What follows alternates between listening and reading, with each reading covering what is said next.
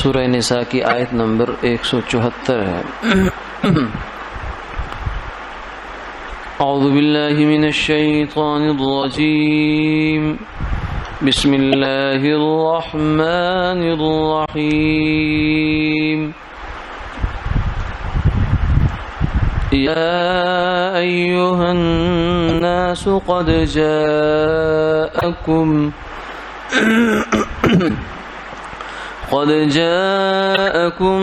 برهان من ربكم وأنزلنا إليكم نورا مبينا فأما الذين آمنوا بالله واعتصموا به فسيدخلهم في رحمة منه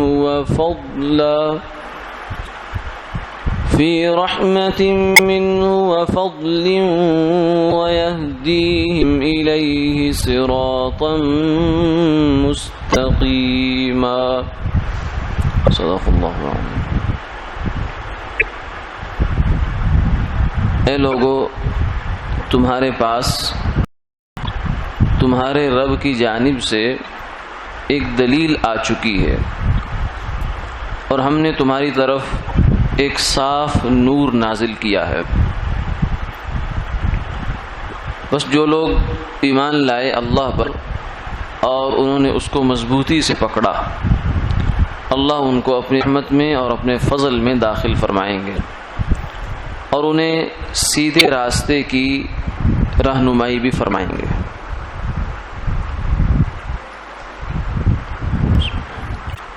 گزشتہ آیات میں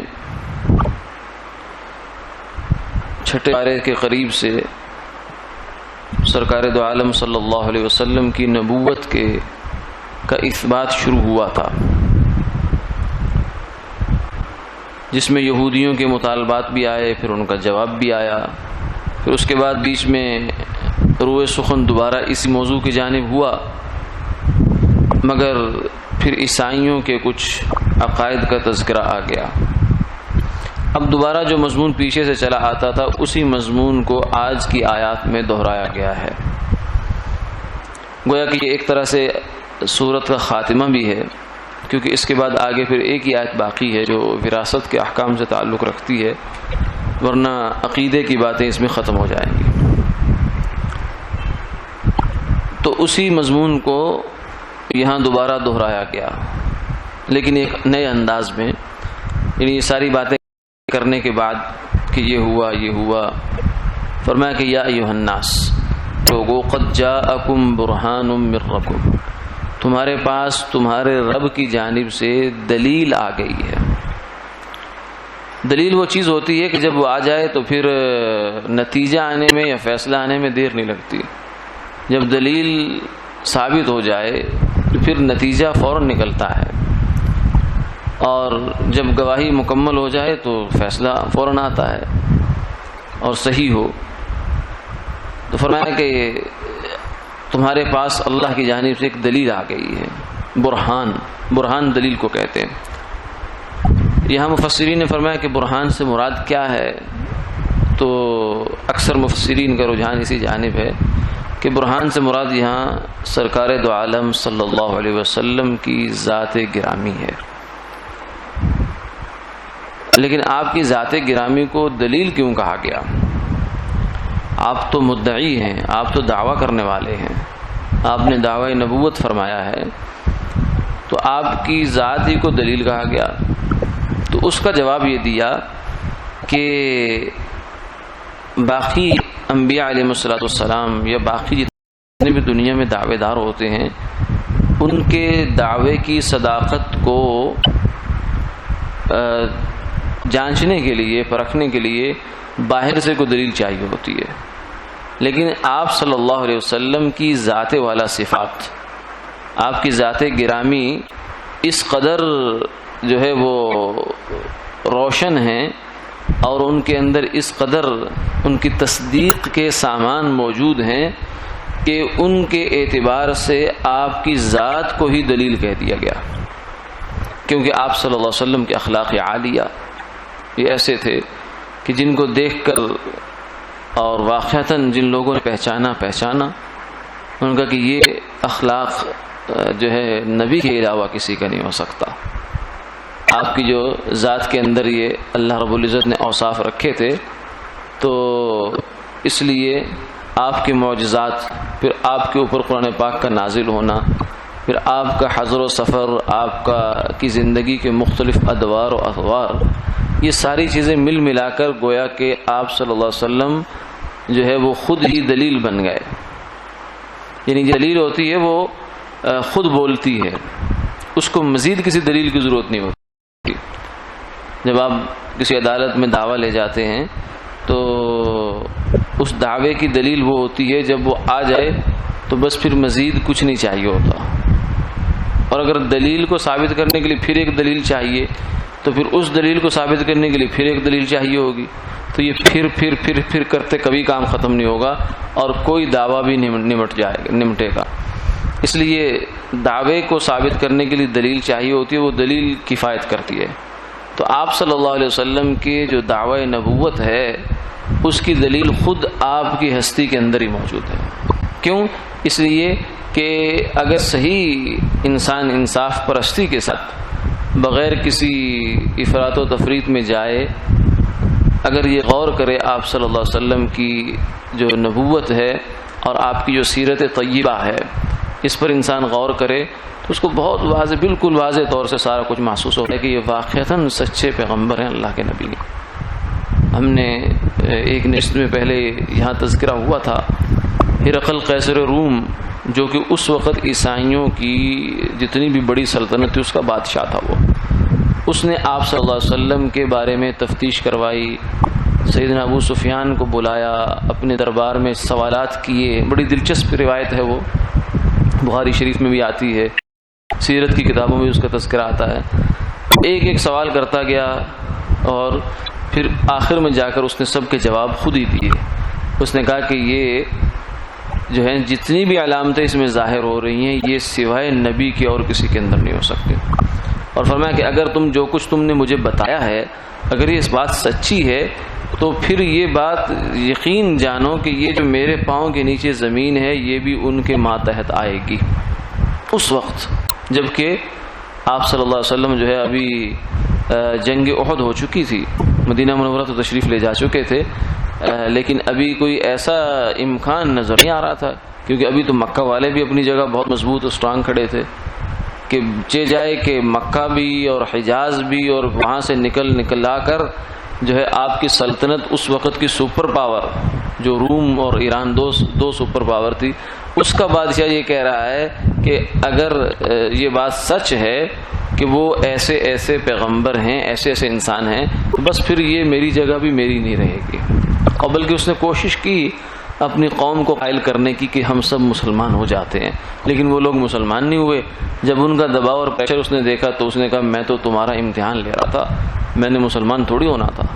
وہ بھی پھر اس نے بھی پینترا بدل لیا. مقصد یہ ہے کہ آپ صلی اللہ علیہ وسلم اس نے اب جو ہے نا ہرقل قیصر روم نے وہ اس روایت کو آپ اگر دیکھیں تو اس نے باہر سے کچھ نہیں مانگا، اس نے صرف آپ صلی اللہ علیہ وسلم کے احوال دیکھے کہ انہوں نے دعوی نبوت کب کیا، ان کا حسب کیا ہے، خاندان کیسا ہے، ان کے خاندان میں پہلے کوئی بادشاہ ہوا نہیں ہوا، اور ان کا جو ہے پہلے کسی نے دعوی نبوت کیا یا نہیں کیا، اور دعوی نبوت کرنے سے پہلے انہوں نے کبھی تم سے جھوٹ بولا کسی معاملے میں یا نہیں بولا، یہ پوچھ رہا ہے. اور پھر نبوت مل جانے کے بعد پھر ان کی دعوت کا انداز کیا ہے، کس چیز کا حکم دیتے ہیں، کس چیز سے منع کرتے ہیں. یعنی وہ سب وہی کچھ ہے جو آپ صلی اللہ علیہ وسلم کی ذات ہی اور آپ کی صفات ہی کے بارے میں سوالات کیے اور اسی سے اس کو اطمینان ہو گیا کہ اللہ کے سچے پیغمبر ہیں. تو یہ ہوتی ہے دلیل. قد یا ایھا الناس قد جاءکم برہان من ربکم، اے لوگو تمہارے پاس اللہ کی جانب سے برہان آئے، یعنی آپ صلی اللہ علیہ وسلم کا وجود مسعود اور ذات گرامی یہ بذات خود ایک دلیل ہے. وانزلنا الیکم نورا مبینا، اور اس کے ساتھ ساتھ پھر اللہ نے معجزے کے طور پر مزید دلیل تائید کے طور پر اللہ نے اپنا کلام بھی بھیجا ہے، نور ہے، یعنی قرآن پاک جو کھلا ہوا واضح روشن نور ہے جس کے اندر کسی قسم کی کوئی پردہ نہیں ہے اور کسی قسم کی کوئی ظلمت کا شائبہ تک نہیں ہے، یہ تو خالص نور ہی نور ہے جو اللہ نے بھیج دیا۔ یعنی اس کی تعلیمات کی روشنی میں اگر انسان چلے گا تو اللہ اس کی یہ دنیا بھی روشن کریں گے اور اس کی قبر بھی روشن ہوگی۔ حالانکہ قبر وہ جگہ ہے کہ جہاں آپ اوپر زمین سے اوپر چاہے سینکڑوں بلب لگا لیں، ہزاروں بلب لگا لیں تو قبر روشن نہیں ہو سکتی اور قبر ٹھنڈی نہیں ہو سکتی، کیونکہ قبر کے روشن کرنے کے اور قبر کے ٹھنڈی کرنے کے معاملات ہی کچھ اور ہیں۔ وہ ٹھنڈی ہوتی ہے وہ قرآن پاک سے، سرکار دو عالم صلی اللہ علیہ وسلم کی تعلیمات سے۔ اس لیے فرمایا وَأَنزَلْنَا إِلَيْكُمْ نُورًا مُبِينًا، یہ قرآن تو تمہارے لیے نور ہے جو تمہیں زندگی کے ہر موڑ پر، ہر شعبے میں، ہر کام میں تمہیں رہنمائی فراہم کرتا ہے کہ تم نے کیسا کرنا ہے، غلط کام سے کیسے بچنا ہے اور صحیح طریقے سے کیسے چلنا ہے۔ پھر آگے یہی فرمایا کہ جو لوگ تو ایمان لے آئے، یعنی جنہوں نے آپ صلی اللہ علیہ وسلم کو مانا، قرآن پاک پر ایمان لائے اور پھر اس پر جم رہے، پھر ڈاما ڈول نہیں ہوئے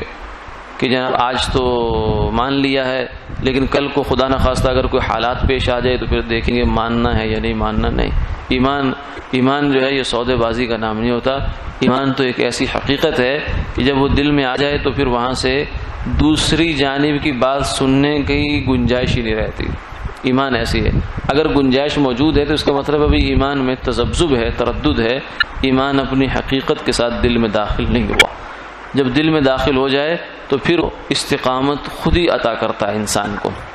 فَسَيُدْخِلُهُمْ فِي رَحْمَةٍ مِّنْهُ، فرمایا کہ ان لوگوں کو اللہ اپنی رحمت میں اور اپنے فضل میں جگہ دیں گے، دنیا میں بھی اور آخرت میں بھی۔ یعنی جو لوگ حضور صلی اللہ علیہ وسلم پر ایمان لائے، اب آپ دیکھ لیجئے کہ صحابہ